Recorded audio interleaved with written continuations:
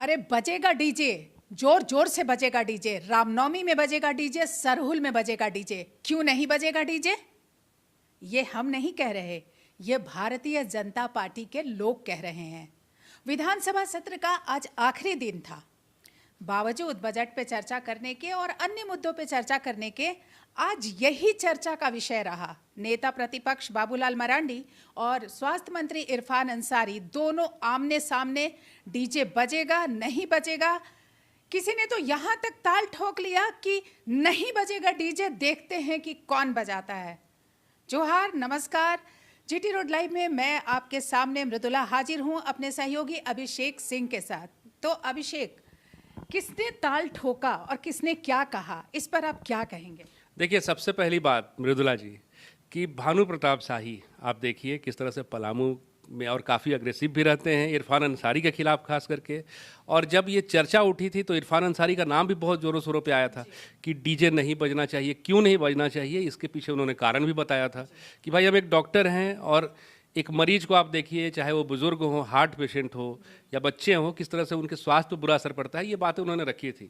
लेकिन भानु प्रताप शाही ने यहाँ तक कह दिया कि भैया रामनवमी है, डीजे बजना है, डीजे बजेगा, और जिसको इससे आपत्ति है आ जाइए मैदान में फरिया लेते हैं। जो बातें आपने कही, ये इसी संदर्भ में कहा था उन्होंने।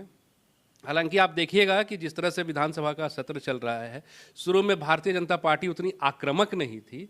जब से विधायक दल की बैठक हुई है, उसके बाद से एक अलग आक्रमण देखने के लिए मिलता है। भारतीय जनता पार्टी में एक अलग अग्रेसन देखने के लिए मिलता है। और इसी अग्रेसन को लेकर के विधायक दल की बैठक के 2-1 दिन के बाद ही देखिएगा किस तरह से सदन में ये मामला उठा डीजे को लेकर के।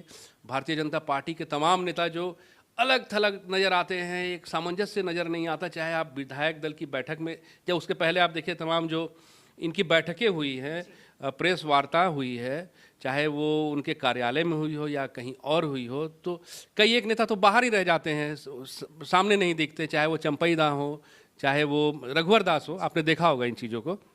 लेकिन यहाँ गजब का सामंजस्य, एक साथ तख्तियाँ लिए हुए विधानसभा के बाहर में एक सुर में इन लोगों ने विरोध किया था। न सिर्फ उस मुद्दे पे, उसके साथ कई एक मुद्दे रहे, जैसे किसानों से जुड़े मुद्दे रहे, जल नल योजना से जुड़े मुद्दे रहे, छात्रवृत्ति से जुड़े मुद्दे रहे। इनमें एक आक्रमण देखने के लिए मिला था भारतीय जनता पार्टी की ओर से, सामूहिक तौर पे जिसको हम कहते हैं।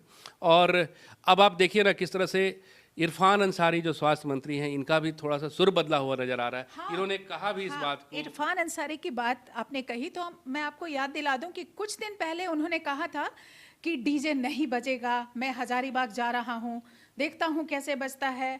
और साथ में उन्होंने ये भी कहा था कि गैस खत्म हो जाएगा तो बजाते रहिएगा डीजे। लेकिन आज उनका सुर कुछ बदला हुआ था। इस पर आप क्या कहेंगे? आज ही देखिए ना कैसे उन्होंने कहा कि भाई स्वास्थ्य व्यवस्था को लेकर के, चूंकि मैं खुद एक डॉक्टर हूँ, स्वास्थ्य को लेकर के हम चाहते हैं कि डीजे नहीं बजे। ऐसा कुछ नहीं है कि इसका कोई मेरा सेकुलर या नॉन सेकुलर होने से कोई सीधा सीधा संबंध है, या फिर हम व्यक्तिगत तौर पर ऐसा चाहते हैं। इस तरह की बात उन्होंने नहीं कही जो बात वो कह रहे थे। हम दर्शकों से चाहेंगे एक बार कि पहले आप सुनिए विधानसभा के बाहर क्या कुछ कहा इरफान अंसारी ने, फिर आगे की जो बात है वो हम करते हैं। कौन बोला है, क्या कौन बोला, मैं जानना चाहता हूँ।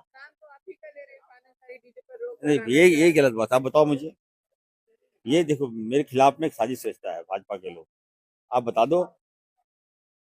मैं डॉक्टर हूँ, स्वास्थ्य मंत्री हूँ, आपका ख्याल तो मैं रखूंगा ना भाई। आपको कुछ दिक्कत होगा तो उसका केयर कौन करेगा? मैं करूंगा ना। वीडियो देखा है जिसमें है कि इरफान अंसारी जी की मोहब्बत की धुन नाचते बीजेपी के समर्थक। हाँ बिल्कुल, देखिए मैं मेरा धुन बहुत प्यारा है, और जब मैं धुन बजाता हूँ तो सभी लोग नाचते हैं, तो इसमें कोई बड़ी बात नहीं। मैं ये नहीं कहना चाहता। देखिए, रामनवमी रमजान का महीना है, इरफान अंसारी का पट्टा देख लीजिए। मैं सभी धर्म का सम्मान करता हूँ। आप चले जाइए जामताड़ा, कोई ऐसा व्यक्ति इरफान अंसारी के खिलाफ नहीं कर सकता। मैं सभी को लेके चलता हूँ। रामनवमी में मैंने डीजे बैंड की बात नहीं कही है। मैंने साइड इफेक्ट के बारे में कहा कि जो सुप्रीम कोर्ट ने माना है। आप बजाइए, कौन मना किया? बजाइए, आप मुझे ही बुलाइए, मैं जाऊंगा। अच्छा अभिषेक, इसके साथ जो महुदी की बात उठकर आ रही है हजारीबाग की, ये वो क्या है? देखिए मैडम, ऐसा है कि महुदी जो है बड़कागांव, हजारीबाग जिले के बड़कागांव क्षेत्र में आता है और पिछले कई वर्षों से आप देखिएगा तो वहाँ पे जुलूस का जो है एक तरह से परमिशन नहीं है वहाँ पे, चूँकि थोड़ा वो संवेदनशील इलाका है। मुस्लिम समुदाय जी मुस्लिम समुदाय और हिंदू समुदाय में टकराव की आशंका एक बनी रहती है कुछ। हालांकि इसको लेकर के एक बार आप देखिएगा 2018 में भी एक बार वार्ता हुई थी, लेकिन अब तक जो है अनुमति नहीं है वहाँ से जाने की। इस मामले को भी आप देखिए किस तरह से भारतीय जनता पार्टी ने सदन में रखा, या सदन के बाहर आप देख रहे हैं कि किस तरह से लोग कह रहे हैं कि क्यों नहीं। बाबूलाल मरांडी ने भी इसको लेकर के जब प्रेस मीडिया के सामने रूबरू हो रहे थे तो यही बात उन्होंने कहा कि भाई अगर संवेदनशील इलाका है तो आप सुरक्षा व्यवस्था को चाक चौबंद कीजिए, वहाँ पे पदाधिकारियों को तैनात कीजिए, फोर्सेस को तैनात कीजिए। क्या है रास्ता है, अगर वो सार्वजनिक क्षेत्र है तो वहाँ से न सिर्फ हिंदू समुदाय, तमाम समुदाय के जो लोग हैं उनको आने जाने की पूरी आज़ादी है और अपने अपने धार्मिक भावनाओं के साथ वो क्यों नहीं किसी प्रोग्राम को वहाँ कर सकते हैं। हम एक बार फिर चाहेंगे दर्शकों को सुनवाएं कि बाबूलाल मरांडी नेता प्रतिपक्ष ने क्या कहा, फिर आगे की बात करते हैं। अब सरकार यहाँ तो जहाँ बनी हुई रास्ता है यार, लोग उससे नहीं कह रहे कि टूटा हुआ है हम लोग नहीं निकालेंगे। कोई भी उत्सव होता है, शोभा यात्रा होता है तो नाचते गाते लोग जाते हैं, चाहे टूटा हुआ हो चाहे वो अच्छी हो, क्योंकि लोग उत्सव मनाते हैं।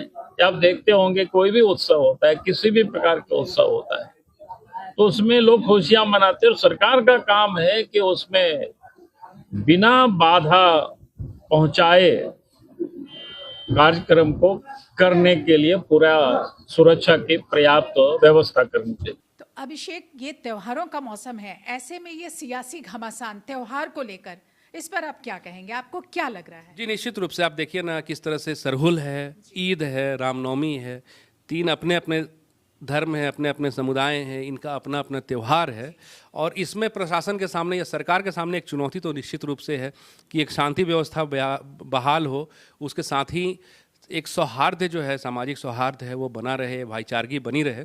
और इसको लेकर ऐसा नहीं है कि प्रशासन कोशिश नहीं कर रही है। आप देखिए किस तरह से तमाम जिलों में या फिर रांची में भी तमाम शीर्ष के जो पदाधिकारी है वो अपने स्तर से बैठकें कर रहे हैं लगातार विधि व्यवस्था को बनाए रखने के लिए। और जीटी रोड लाइव भी दर्शकों से यही अनुरोध करता है कि एक जो सामाजिक सौहार्द का परिचय हम लगातार देते आए हैं, आपसी भाईचारगी का परिचय लगातार देते आए हैं, वो कायम रहे और अपने अपने जश्न को अपने अपने तरीके से अपने अपने त्योहारों को मनाएं, यही आपसे कामना है। जी बिल्कुल सही कहा अभिषेक ने, हम अपने अपने त्योहारों को मिलजुल कर मनाएं और आपसी सौहार्द और प्रेम कायम रखें। बस आज के लिए इतना ही। आपसे ये आग्रह है कि अगर आपने हमारे चैनल को सब्सक्राइब नहीं किया है तो लाइक करें, सब्सक्राइब करें और शेयर करें और कमेंट करना भी ना भूलें। जोहार, नमस्कार, जय हिंद, जय भारत। जय हिंद, जय भारत।